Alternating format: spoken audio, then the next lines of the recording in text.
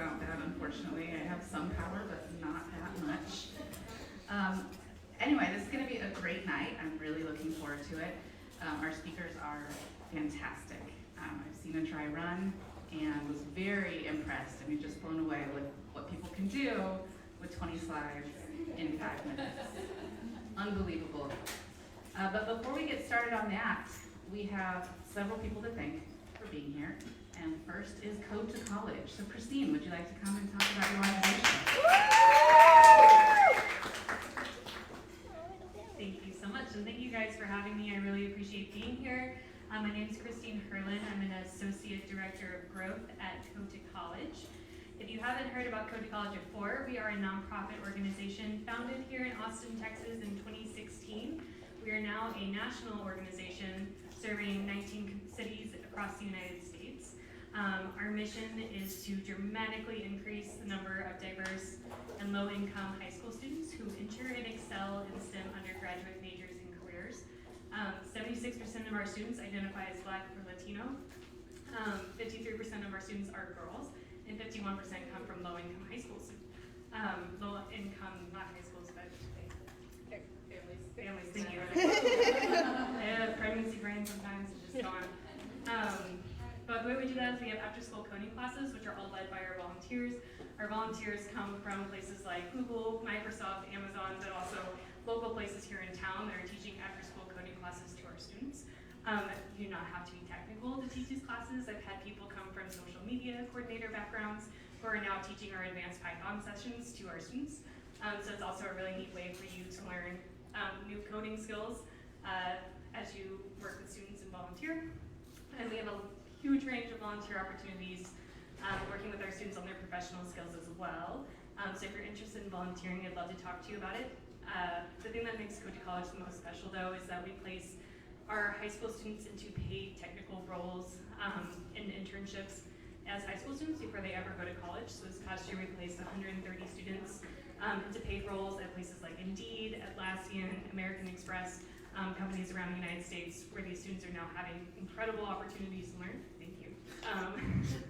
Incredible opportunities, experience to learn before they step foot on a college campus. We were just founded in 2016, so our first students are graduating college and most recently being placed into companies in full-time roles as cybersecurity engineers at HEB, cybersecurity engineers at Indeed, and more. These are some of our very first students, so it's really cool to see that incredible growth. I'll tell you about one more thing, and then it's our Vision 2024 program that I think this room would be particularly interested in. It's our commitment to place 200 Black and Latina women into STEM roles by the year 2024. We are very well on our way to that goal. We founded it in 2020, right when the world was kind of collapsing around us. Code to College says, no thank you, these girls are not going to get left behind. We are creating a program specifically for them. In addition to, that technical placement, they're also getting mentorship from executive mentors and technical mentors. So if you are a woman in a technical role, we're looking for mentors right now to work with those students this October, and I'd love to talk to you more about it. And that's it. It's going real fast. If you have questions, Thank you so much. And I highly recommend you guys stop by and learn more about this program. It's amazing, and if anyone's trying to grow their career, strategize on how to move up, being a coach to these kids is a great thing to put on your resume. You're getting both technical experience and showing that you're a great person, even if you really aren't. It looks like you are. But a couple things I wanted to say. There is more seating over here, so nobody needs to stand. We did try to make sure we had enough chairs. So you make me feel bad if you stand in the back, so please take a seat. Also, if you did not get a parking voucher on your way in, be sure to get one on your way out, okay? Because that's the only way you're going to get out of here for free, and believe me, you don't want to pay the prices they make you pay for these parking garages. Okay, so thank you very much to Code to College. So happy to partner with them. And next, other partnerships we have that we're very thankful for are our sponsors for tonight. We have Marco from Traction Tools, is also going to be a speaker. We have Lindsay, who hasn't sat down yet. I saw you sneak in, you got back here just in time from work. times in the whole entire world. And Digital Turbine, of course, this lovely space that we are in. The face, the person who actually told us we could use this space all the time is not here. She's traveling very frequently. But Kelly. We're hiring. Yes. There will be a hiring looking section later tonight, so hold on to that. Marco, did you want to say a few words about Traction Tools? Thank you very much, Nicole. Good evening, everybody. Hopefully everybody's having a wonderful night. Traction Tools. Well, it kind of ties into a lot of what a lot of people are here for, and everybody that I've met so far with entrepreneurship. Our platform provides the ability to grow your company, where you're trying to scale your company. Now, it doesn't have to be a big enterprise. It could be something small. And we've recently gone to be more agnostic. And what I mean by that is we were specifically for the entrepreneur operating system. And recently we've transitioned to where any growth system, any business growth system can actually use our software. It's something that helps you provide accountability, it helps you provide transparency, and it helps you run effective meetings at its base core level. So it's a wonderful software. I'm happy to talk to anybody about it. If you're looking to maybe organize your company, right? We've all got different softwares. This has it all put together. And I know some people here have used it before. One of my good friends, Kristin over here. Kristin is wonderful. Sorry, I'm a little nervous. I haven't had my wine yet, so. So absolutely, no, so please, let me know if you have any questions. We're here to help. We're very happy. One thing that Traction Tools that I love about our company is we are very diverse. We're all over the world, 100% remote, and we've got people in Nicaragua, we've got people in Sweden, we've got people all over the place. So it's really cool. I love it. It's inclusive, and one of the first places that I've ever felt included. So this is one of the reasons why I absolutely love this company. Other than that, I very much appreciate you guys here and seeing all your beautiful faces, and thank you very much. Alright, so I don't sound quite like a DJ, unlike Marco, but I can try. DJ voice. Lindsay, do you want to talk a little bit about Traction? Oh, Evelyn. Oh! My goodness. Here she is. Thank you so much. I'm Evelyn Lalone. I'm a senior technical recruiter for Torque. We are a level 4 robotics company working to bring level 4 autonomy to the trucking industry as safely and as cost effectively as possible. We are hiring in Austin as well as in Blacksburg, Virginia, which is where our corporate headquarters is. Our testing facility is in Albuquerque, New Mexico.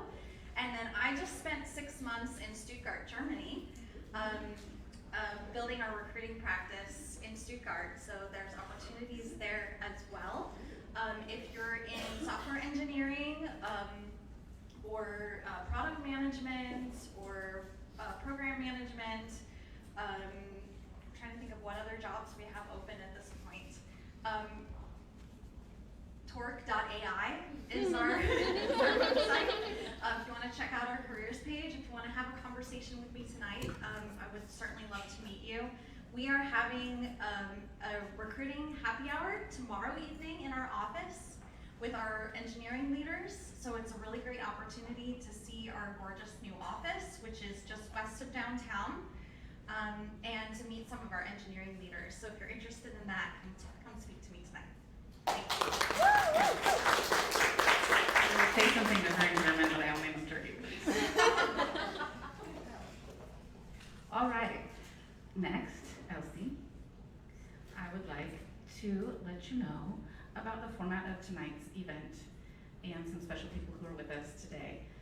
So what we're doing tonight is very similar to Ignite Talks. We don't have the copyright, so we can't call it that. So we're calling it 5 Minutes of Fame, where each of our speakers is going to give an excellent talk in 5 minutes or less.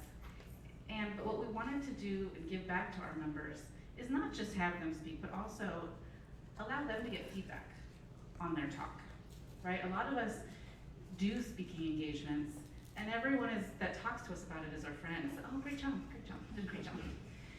And they're like, I know I wasn't that amazing, really?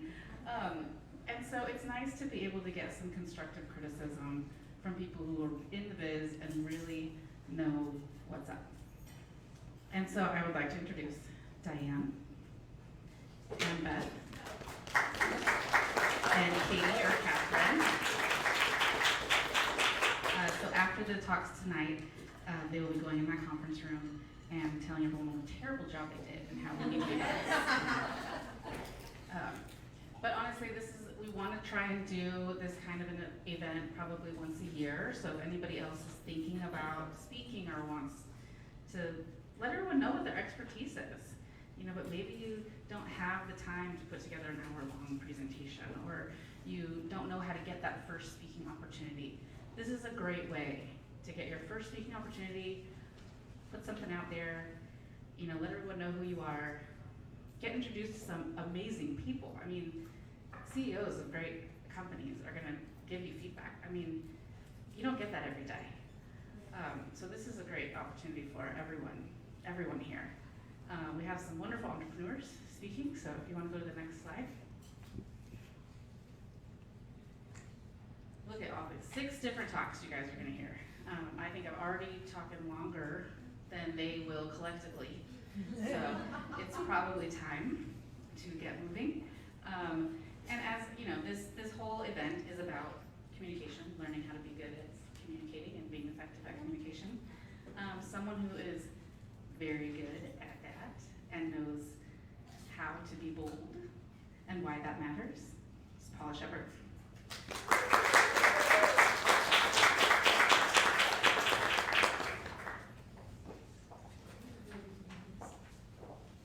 Hello.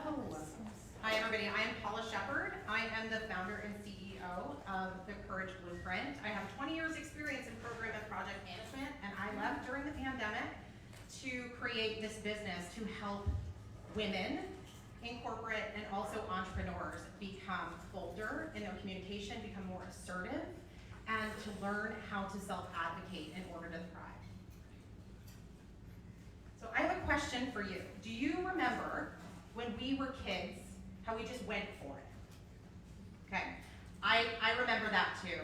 And I want to tell you a story that begins when I was 9 years old. My mom had just bought my sister a brand new Barbie. And at this time, Barbie came in one size with one kind of hair, long and blonde. I could not understand why Barbie wasn't keeping up with the latest trends. And honestly, what I hated most was that she didn't look like me. And she didn't look like anyone else that I knew either. I had short blonde hair, and we're gonna call this a bob for sake of argument, okay? You with me? It is far from Barbie's long, luscious locks. And that day, I decided, without my sister's permission, that Barbie was also going to get a bob. Now, a side note here, Barbie was not meant to rock a bob. She has far less roots than any human will ever have. But let's get back to it. What does this have to do with bold communication? Well, that day, that haircut represented me boldly communicating what I felt deeply inside on the outside. And it also opened up an opportunity for me to have a conversation with my mother about what I valued, my beliefs, and my opinions, even at 9 years old. And how the world from the outside was telling me what I knew was right and normal and beautiful didn't exist. Now, let's take a little trip to our favorite time of life, middle school. No, I'm kidding. This is a time when our popularity begins to trump honesty and authenticity. And we start to lean more into what other people think about us and trying to impress them. And as we grow and we learn from our environment, we begin to see what's safe, what's polite, and what's respectful. And we lean more into people pleasing. We shapeshift. We become less of ourselves. We start to speak up less and less. We bite our tongues. We politely agree. Yes? Do you remember doing this? Yes. And again, we silence ourselves. And what's left is shame and regret of all the things that we didn't say when we left that table, and all the things that run through our head about what we should have said. And here's the other thing that happens when we stay quiet. We start to believe we need to be more, we need to do more, we need another certification, we need another degree, we need to climb a little bit higher on that org chart to deserve the right to be seen and heard. We aim that target at this imaginary bullseye called perfection. Doesn't exist. And yet we strive for it anyway. We continue to make ourselves smaller and quieter. And this is why staying silent and quiet stunts our growth. Because we begin to believe that our thoughts and our feelings are less important than what other people believe. And if we can remember that we were born assertive, we can change our circumstances and thrive. There are so many substantial benefits to being bold, to being assertive, to using your voice. And some of those are what you would imagine. Increased self-worth and self-confidence, but they also include stronger relationships, more effective communication with people, increased or decreased anxiety, decreased depression, and overall better health. So, forget everything you've ever been told about ruffling feathers, about rocking the boat, because bold communication is not about standing on your soapbox and preaching what you believe. It is about aligning your beliefs with your voice, taking action, and letting that be heard. So, I dare you, I challenge you to try this. You'll find you're more confident and more comfortable when you do. Start to speak your mind, set just one more boundary, and learn that your voice is important and deserves to be heard. You'll open doors for conversations that open up your world and increase your life in exponential ways. So, when you leave today, my challenge to you is to channel that inner child and go for it. Let your inside voice become your outside voice. Because your ability to boldly communicate is directly correlated to the level of success that you will achieve.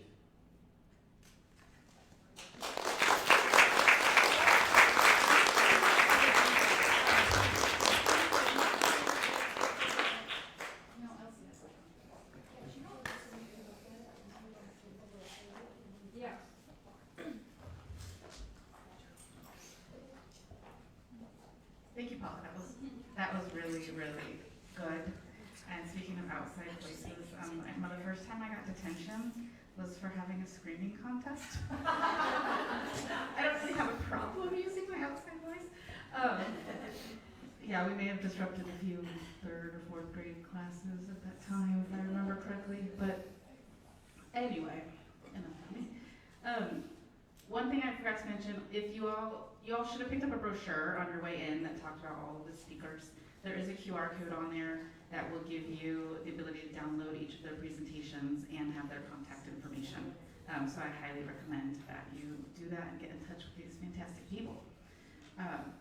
So more on making sure people know who you are and what you believe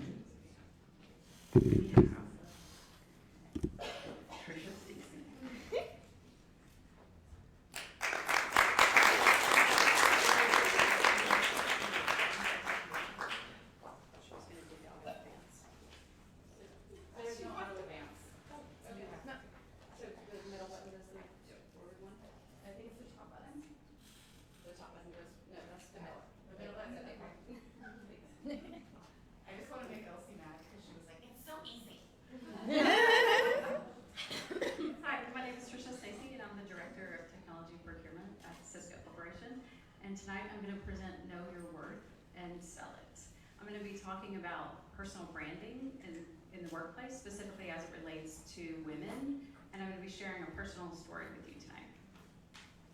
So join me for a minute in a conference room. We're having a team meeting, we're all peers, and one person, let's call him Jason, he is talking over everyone and letting everyone know that he knows more than everyone else in the room and that he's doing all of the work that's happening in the department. And the rest of us, we're just exhausted, right? Because we're doing all the work that Jason's not doing while he's walking around the building letting everyone know that he's doing all the work. And he's spending extra time in the gym so that he can run into people and walk, doing laps around the building, talking, and we're delivering the work. And honestly, we know that he's all talk, so we're just ignoring him. And we're doing the work and delivering the work, and so we're all thinking to ourselves, you know what? I'm gonna do a good job and I'm gonna deliver this work, and everyone is going to see my work, and my work will stand for itself. I don't need to walk around the building and talk about myself. And I'm here to tell you that that's a very female approach, and it does not work.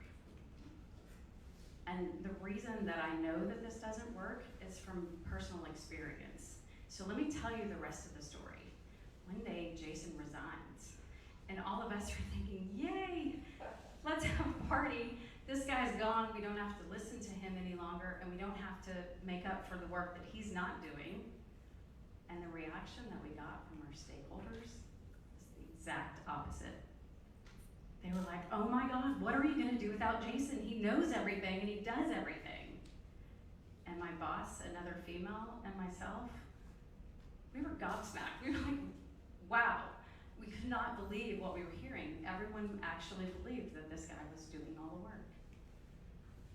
And I am not suggesting that everyone here become a know-it-all and walk around the building taking credit for things that you're not doing. But what I am suggesting is that just doing the work, it's not enough. So let's talk for a minute about the difference between reputation and personal brand. So reputation is what happens passively. You deliver the work, people see that you're delivering the work, they form an opinion about what it is you're doing. And personal brand is something that's way more intentional. It's something that you decide that you want to exude. So let's think for a minute about how we see others in the office, right? You have the technical expert who knows everything about their craft. You have the team mom who's taking care of everyone. You have the victim who's always pointing out what's going wrong. And once you kind of have these monikers in your mind about these people, you know what sort of happens to them is they get kind of stuck in that. And it's very hard for them to change the way that you see them, the way that you think about them once you kind of have assigned to them that they're the team mom. So we need to be intentional about what we put out there. And so I have a 4-step process for us. So the step number 1 is that we make a list. What are all the things that I like to do, and what are all the things that I'm good at? What are the things that the skills I have that are gonna help drive the company forward? And now we know what we need to amplify, right? Step number 2 is we're gonna look around at the successful people, and we're gonna think about what are the words that I use to describe these people, and what is it that they're doing? And then I'm gonna compare it to my list, and now we have an action plan. You know, what do I need to improve and what do I need to amplify? And step number 3 is we look around at people in my company who are the influencers, who can help me amplify the message that I want to get out there. And we're gonna do a little bit of homework, right? We're gonna sleuth them, we're gonna talk to their friends, we're gonna find something out about them, we're gonna read their LinkedIn account, and then we're actually gonna reach out to them and set up a meeting. We're gonna figure out how can I help this person in some small way, what do I have to contribute to what they're trying to put out there and move forward. And then I'm gonna ask them for help, and I'm gonna show them the qualities that I want them to see. And I have to say that this might feel uncomfortable for many of us, and it feels like self-promotion, but really it's just being intentional about what you put out there. And I promise you, your male counterparts are doing this. And here's what really drives it home for me, is that in my story, Jason, he wasn't actually doing the work. He wasn't delivering, but he was walking around the office, branding himself and following these things, and it worked without even doing the work. So, and then finally, I would say, stay in a constant improvement loop, right? Listen to the words that people are saying to describe you, and listen to the feedback that you're getting, and constantly improve what it is that you're putting out there. And lastly, for this entire room full of women, what I want to do tonight is give you permission. You have my permission to take a victory lap. Please, everyone in here, go out and claim credit for the things that you're delivering. I'm Trisha Stacey. Thank you very much. Here's my Thank you so much, Kristin. When she was talking about mapping your stakeholders, did anybody else think blackmail?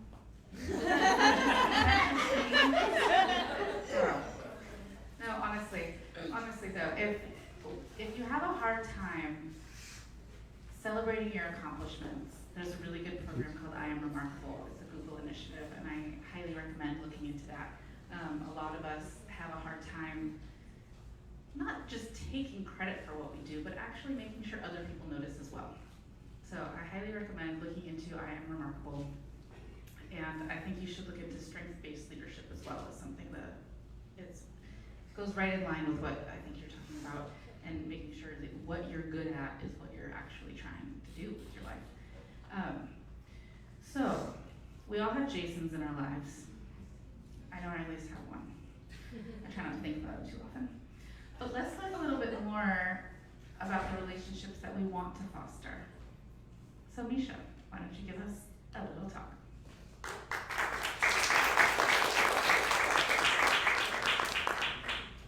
Hi everyone, my name is Misha, Shah, and I'm the COO of Latitude. We're going to be talking about know your worth, and your network is your net worth. How do you currently measure your net worth? Do you actually look at your bank account? Is it based on your finances? Do you look at your assets, your home, your car? Or do you look at the people around you and look at the relationships that you foster? Is that considered your net worth at the end of the day? Why do you network? I think it's really important to develop strong relationships. Connect with the people that inspire you. Who do you actually look up to? That's really important when establishing people that you want to strategize with. The value of networking.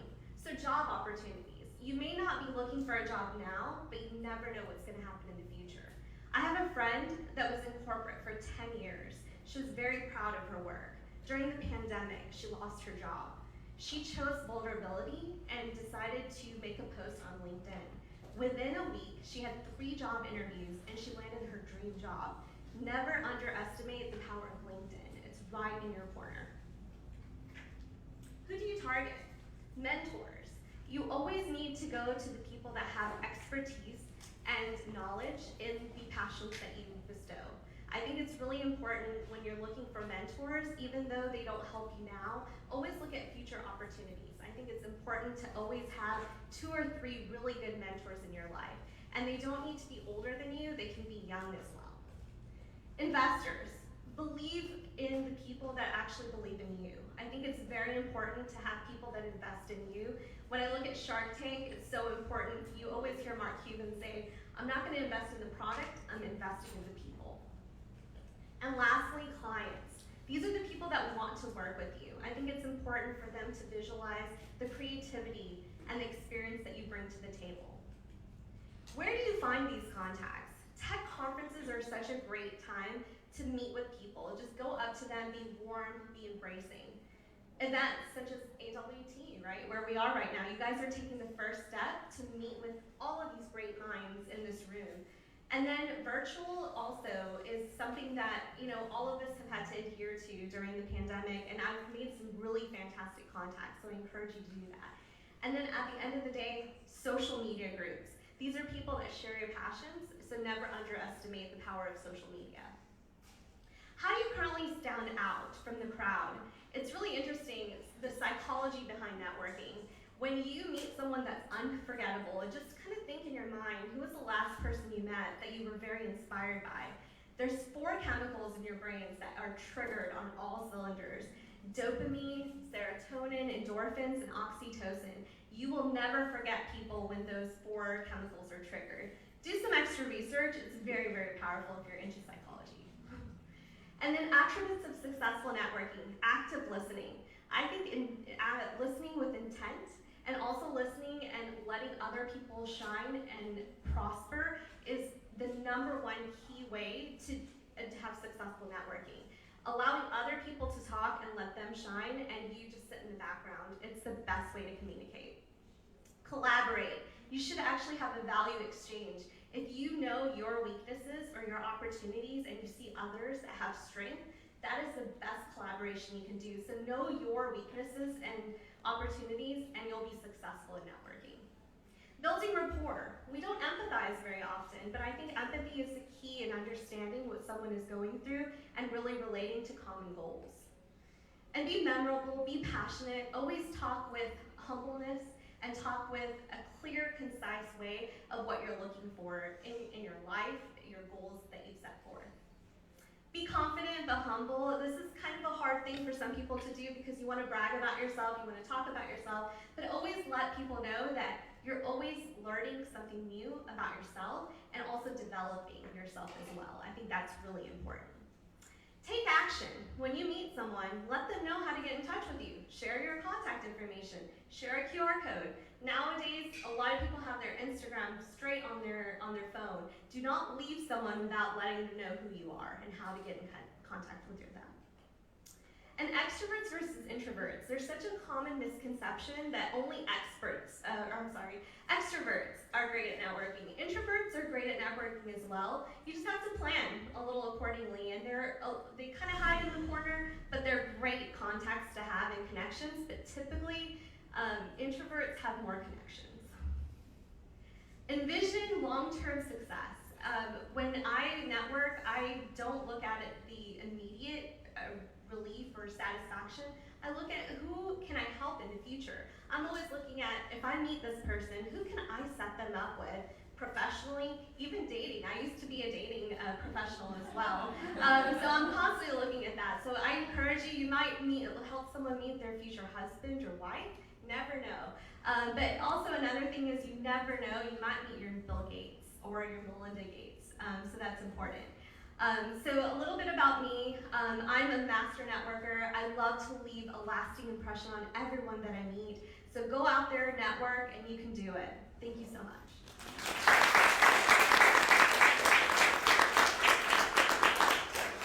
I'm a professional dater right now too. Recently single. Excited to talk about it. Anyway, honestly, I do think relationships are very, very important. But if you're like me, I like math. And I like to know if they're going to be important. How do I know that they're actually adding value? Marco, I have a feeling you might have something to say about this. And I want to know, do you want rosé, white, or red? Oh, wonderful. I'm going to get it for you, so I'm going to hook you up as soon as you're done. Thank you very much, Nicole. Surprise me. Okay. So she got the hint, guys. I was hoping somebody else was going to give you one, but you know, it is what it is. So thank you very much. So where is this little clicker? Here we go. All right, I am Marco. I've been in a relationship management capacity for about 15 years. And it's been different titles, different things that you do, but there's always a common ground with that. And it's really finding out how that's going to be valuable to you, right? All the great work that you've done. You've been bold, right? You've been networking. You've been following all these different things. How do you make sure that they make sense? You got to measure. There's a science to measuring. And it's actually very easy. Now, all of you guys should have received an Excel sheet that you guys were supposed to fill out with all of your information, including you guys. So your finance people should have filled that out for you guys. So go ahead and get that out while I start talking about this. So how do you measure loyalty? How do you measure trust? Right? It's an intangible. You can't really measure that, or so you think. It's very easy. Check this out. This formula, memorize it, write it down, take a picture. Super easy. I didn't see anybody get anything out. That's because I was just playing with you guys. There is an easier way. Now that formula actually does work So if you go and, actually we can connect afterwards, I can show you this great paper that was written in 2012 on the return of relationships. It really does work. So let's go back to this much easier formula. So going back in your company, you've networked, you've done all this great stuff, right, that you've been seeing today. You grab your customers, you divide them by the amount of referrals, and that gives you a percentage. Now that gives you somewhere to start with, right? When you start from there, that gives you a base level of where you want to go up. Now, questions that I usually get is, what is the number we want to be at? Well, it depends, right? This is something that's not really studied very much. There's not a lot of information on this. And ultimately, people tell me, what the heck is a relationship manager? Which is what I am. So I usually have to go in there and explain what that means. And there's a lot to it. So this is what you're going to end up getting your information from, right? You're going to get a number. From this number, you're going to be able to find out where you want to be as a company. So you start looking at how much time I spend with somebody. So we're networking, right? Misha and I are networking. Maybe we go to dinner, maybe we go to an event like tonight. Maybe you go take somebody out to lunch. Maybe you meet somebody, out for dinner, drinks, whatever the case might be. All these different activities will give you something to measure by. Now, what do you measure it by? You measure it by your salary, right? Depending on who that is. So with that, then you can start getting data. You're building this data because from that data, you're going to be able to make something that's informative, something that you're going to be able to make a decision on. Now, with that, you want to grab accurate numbers. Make sure that it is something that you know for sure is good, right? So you're going to have to say, you know what, Taryn, how much time did you spend with this one person? Misha, how much time did you spend with that person, right?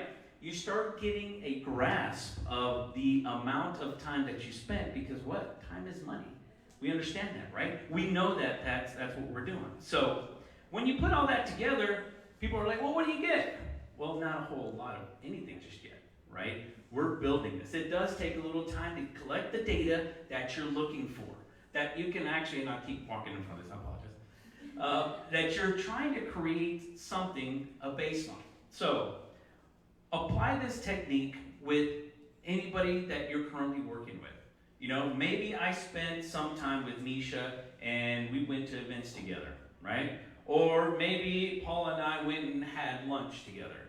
Or maybe I sent Taryn a LinkedIn message, an email. I liked her post. I commented on her post, whatever the case might be. All these activities are measurable, right?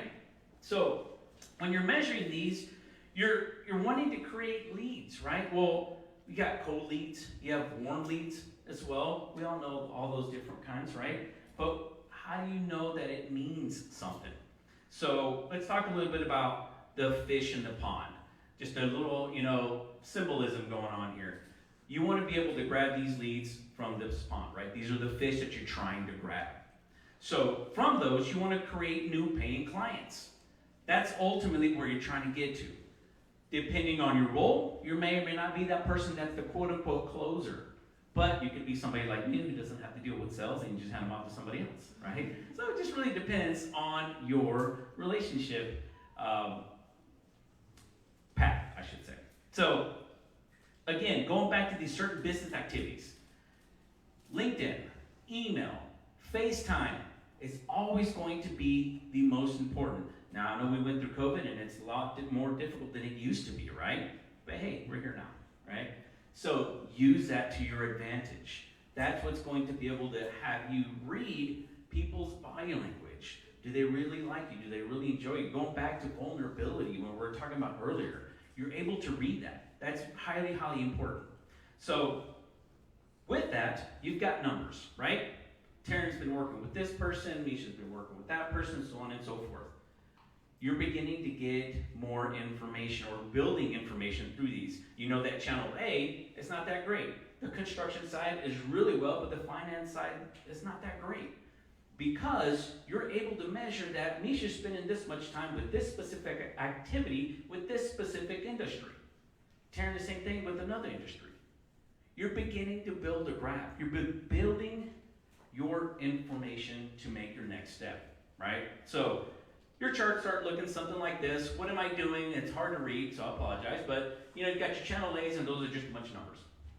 Of course, channel A is what you want to get to, right? You don't want to be at the bottom.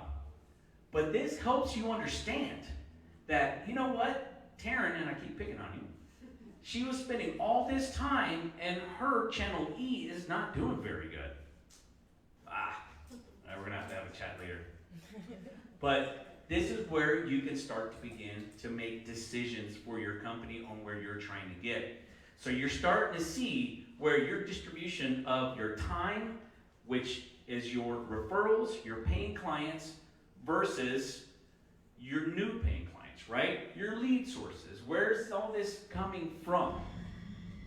So that takes you to how many referrals are we getting? Maybe the face-to-face time Misha's doing is the way to go because she's been capturing that information. We can see that. Or maybe Taryn's having a lot of luck on LinkedIn, right? Whatever the case might be, you're able to make this decision because now you have data that you're turning into information to make a decision on where you want to go.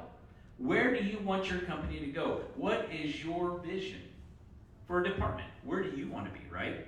What are you trying to get to? Are you trying to close sales? Are you trying to gain more leads? Whatever the case might be.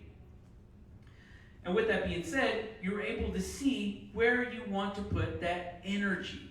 Where do you want to go network, right? Where do you want to go be bold? Where do you want to go make sure you're opening yourself up and telling everybody that you did the work, right? Just like Trisha was saying. This gives you that idea. Okay, I know where I need to go. And that's where you follow. Now, what I would suggest is make sure that you try this with everybody in your department. Now, this may not necessarily fall in place with everybody's line of work, but if relationships is something that you measure by, this is how you do it. And there's a very easy way. As you can see, there's also a very complicated way. And if somebody, I'll give you guys a prize. If somebody can give me a data point from that first slide. So you can hold me to that, and I would love to see that, so I appreciate that very much. Yeah, that's okay, you're gonna get it. So thank you very much. Again, I'm Marco A. Sanchez Jr., and I am happy to be here, and I appreciate you guys' time. Oh, there we go. All right, good job, very nice. That was very fun. I actually really like being given firm directions on what I should be doing, you know, but what I kind of heard, Marco, and tell me if this is wrong, is even if your client is a giant pain in the ass, if they're giving you a lot of money, the relationship's still worth it. How thick of skin do you have, right? Oh, I'm like a freaking rhino, man. Oh, there you go. Okay. But anyway, so I do like firm directions, a lot of analytics, things like that. Somebody who is going to give us a little bit more direction and advice on how to run our lives and be effective is one of our own board members from AWT, Kristin.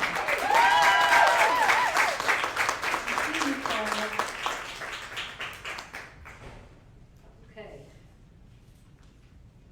So, as leaders in the tech world, have you ever had a secret but untold or unspoken thought? Which is, gosh darn it, as I look around my team, I can't trust anybody here to get things done on time and up to my standards. Anybody had that kind of feeling? I have to admit, I have struggled with this too, and accountability is one of those really big bugaboos. Even if you're a team leader, a team member, or anybody else, it's always a bugaboo. So I'm here to give you a better way. And this is a way that will take the responsibility of accountability off your shoulders and put it squarely on the shoulders of your team. And now I just remembered I forgot to introduce myself. So parentheses around that opening. I'm Kristin Robertson. I am an entrepreneurial operating system implementer. I've had over 22 years of being an IT services and business consultant, and I'm a former software executive.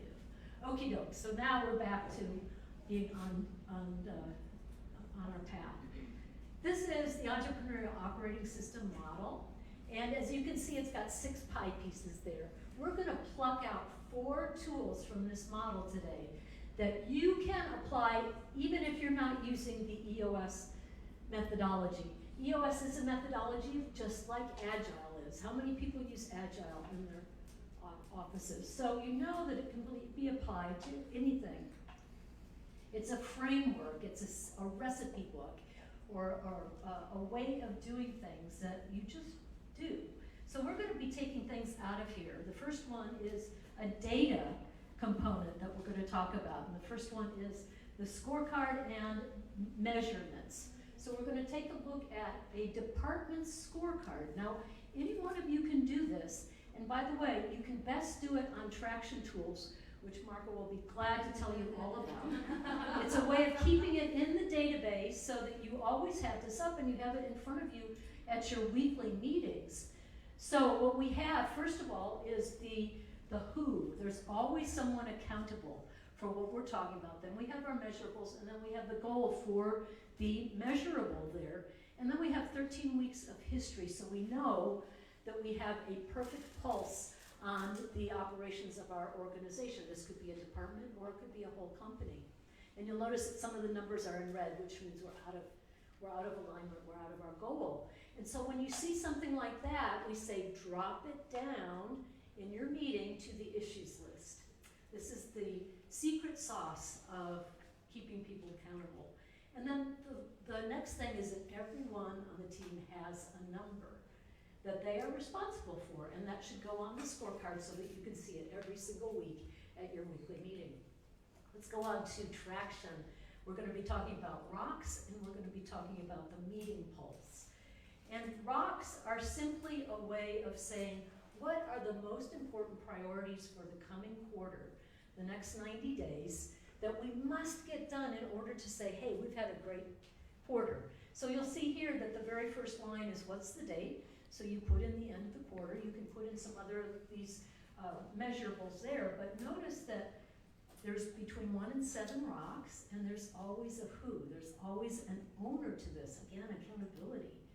And these are the things that your team or your whole company must do in order to have a really great quarter.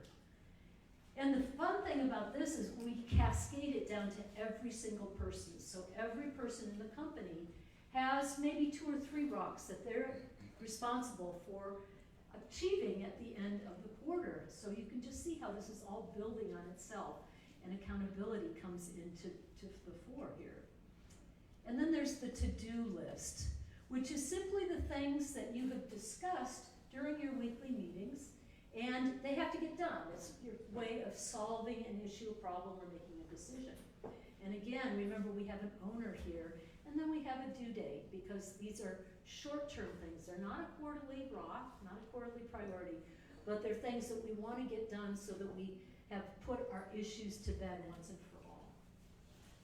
And here's the secret sauce, my friends. Everyone that I work with says that the level 10 meeting is the secret to your accountability. Anybody run a level 10 meeting here?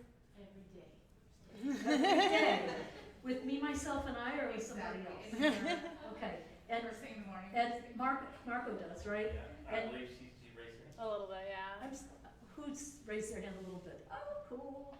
So this is where it all comes together. And Gino Wickman, who is the originator of EOS, Entrepreneurial Operating System, was, am I allowed to say bad words in this audience?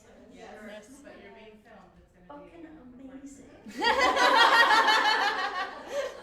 I mean, he really was brilliant, because the brilliance of this is that it brings all of these rocks, to-dos, measurements together, and you get to see it here. Oh, simple rule, same day, same time, start on time, end on time, and follow the same agenda, which is this.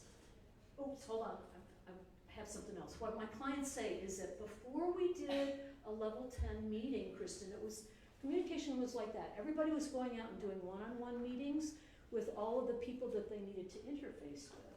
And now what it's like is this, where you have everybody together in the meeting, and we're sharing things once and for all so everybody hears it the same way, and we can get things done, we can get our issues taken care of, we can make decisions.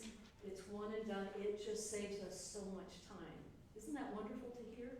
And so this is the level 10 meeting agenda. And notice that the first 5 things have how much time by them?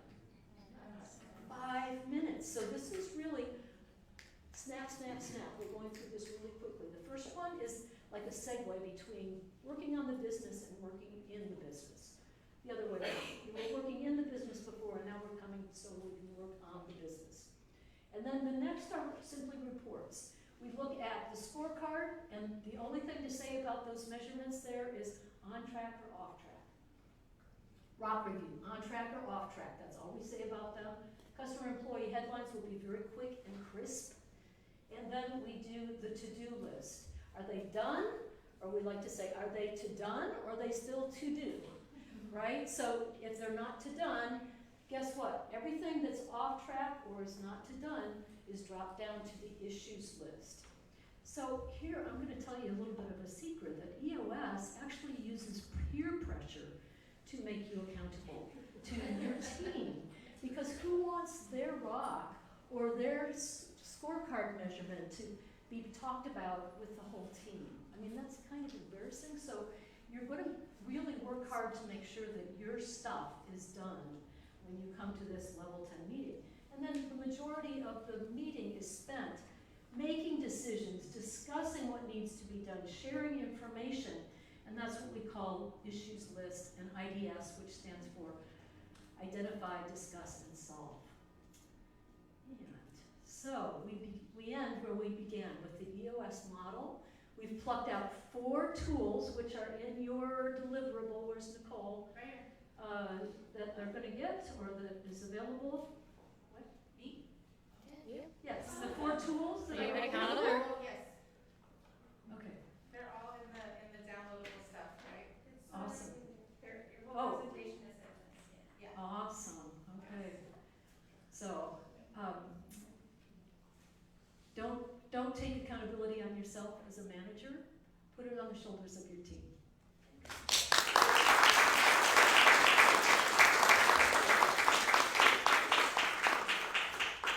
Sorry, I was taken off guard. I was having a side communication about our raffle winner, which we will be announcing later tonight. All right, anyway, thank you, Kristin. That was wonderful. But honestly, my same day, every day meeting that does the same thing as my stand-up, my Scrum stand-up.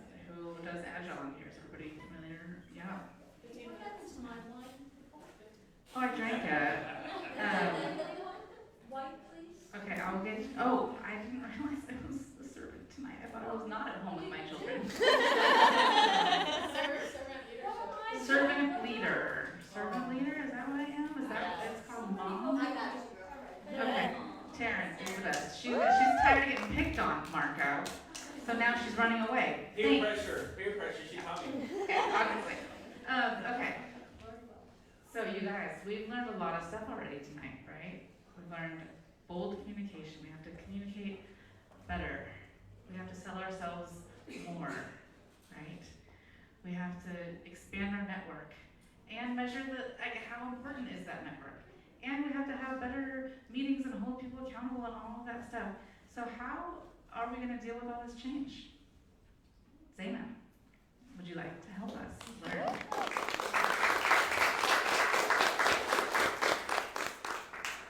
Thank you so much. My name is Zeina. I am a career transitions coach, founder and CEO of C-Rock Coaching. So I'm here today to talk to you all about the importance of working on internal roadblocks in order to create more fulfilling lives. So who here has something that they want to change in their life that they're actively working on? Show of hands. Great. Now keep your hands up if you've ever found yourself trying to make the same changes over and over again, but kept falling short. Maybe you had no idea where to start, you ran into setbacks, or kept doing the same things over and over again and expecting a different outcome. Often, it's quite easy for us to identify what it is that we don't want in our lives, but it's a little bit more challenging sometimes to figure out what it is that we do want instead, especially if it's a very big change. So when trying to navigate change, many people end up throwing in the towel prematurely and return back to their comfort zones instead of diving into something new. Now, as someone who's experienced a lot of this firsthand in pretty much every area of my life, I figured that today I would share a little bit of my own story in the hopes that it inspires you to take some action and gets you from where you are to where you want to be. So recently, as I was preparing for this talk today, I came across a Facebook memory from several years ago.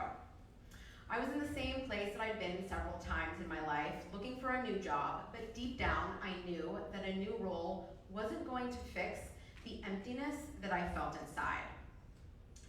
Over the years, I toyed with the idea of hiring a coach myself, but I kept convincing myself that, I can just figure it out all on my own. So that's what I did, or at least that's what I tried to do. I spent over 10 years spending not only money, but precious time looking for an external fix to try to solve the feelings that I didn't know how to deal with. As a child of immigrant parents, I'd grown up in two radically different worlds, constantly being bombarded with differing thoughts and opinions, and always trying to figure out what was happening and what was going on, which often ended up creating some limiting beliefs that spread into separate parts of my life. Since I wasn't actively aware of this internal turmoil that was going on, I continuously found myself trying to make changes, but every change that I tried to do was ultimately external. In my personal life, I tried moving to different states and surrounding myself with different people. In my professional life, I made a ton of different transitions and pivots, like changing companies, switching roles, and even industries. But despite all of the changes that I made throughout the years, I still knew that something was missing. And in every part of my life, I consistently felt stuck. And the area that this hit me the hardest was always my career. Because the more I changed jobs, the less time it took me in each job to realize that I still felt very unfulfilled. So we all know that hindsight is 20/20. And as I reflect back on this memory and all of my experiences over the years, I wish that I'd realized that the biggest mistake we make in life is that we think we have time.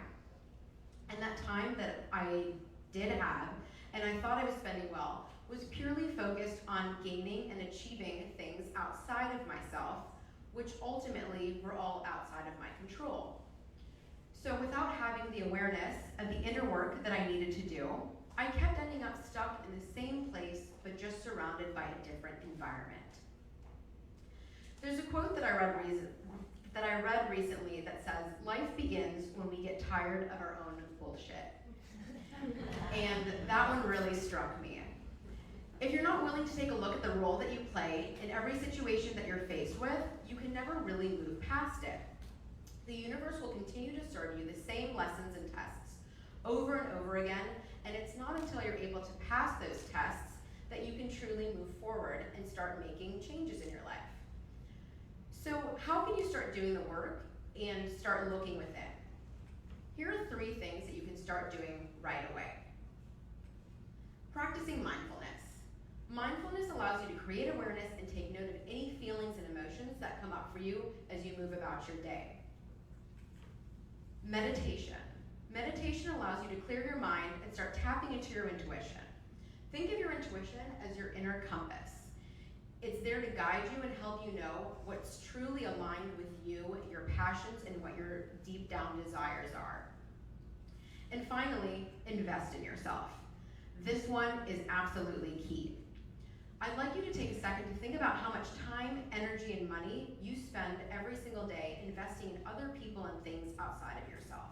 Your friends, your family, your jobs, your employers, all of these things, including cars, homes, higher education potentially, all of these things are outside of ourselves, and oftentimes some of them don't return the favor or the loyalty like jobs and employers. So outside of that, we rarely take the time to invest in ourselves. We always put ourselves last.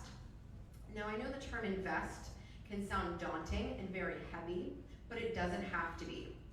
Starting today, right here, right now, you can make a promise to yourself that you'll begin to create awareness, check in with your intuition on a daily basis, and lean into what it is that you truly desire. Because only then will you start being able to identify the internal changes that you need to make in order for you to start living your best life, having long-lasting results, and being fulfilled. Thank you.